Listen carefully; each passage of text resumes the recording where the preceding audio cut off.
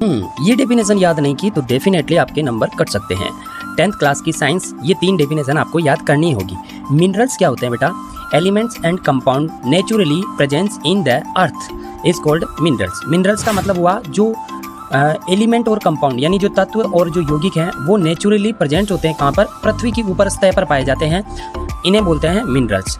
Sir minerals क्या free पाए जाते हैं क्या? नहीं, मिनरल्स जो होते हैं ना बेटा वो और यानी अयस्क के रूप में पाए जाते हैं।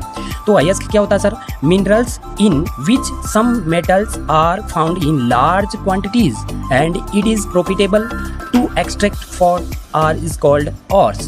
यानी कहने का मतलब यह है जो मिनरल्स होते हैं, ऐसा मिनरल्स जो हमारे लिए उसके अंदर कुछ मेटल्स हो, जब उनको हम निकालें तो वो लार्ज क्वांटिटी में प्राप्त हो और वो हमारे लिए क्या हो? प्रॉफिटेबल हो यानी फायदेमंद हो। उसको जब निकाल कर हम लाते हैं तो उसको बोलते हैं और।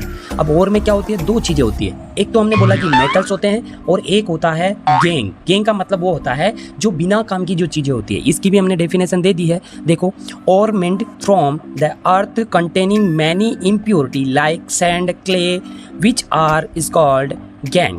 gang का मतलब हुआ ऐसी impurity या sand, clay ऐसी चीज़ें जो हमारे काम की नहीं है, उस और के अंदर जो पाई जाने वाली जो ये बिना काम की जो चीज़ें हैं जैसे रेत हो गई, धूल हो गई, मिट्टी हो गई, इनको क्या कहते हैं? गैंग कहते हैं।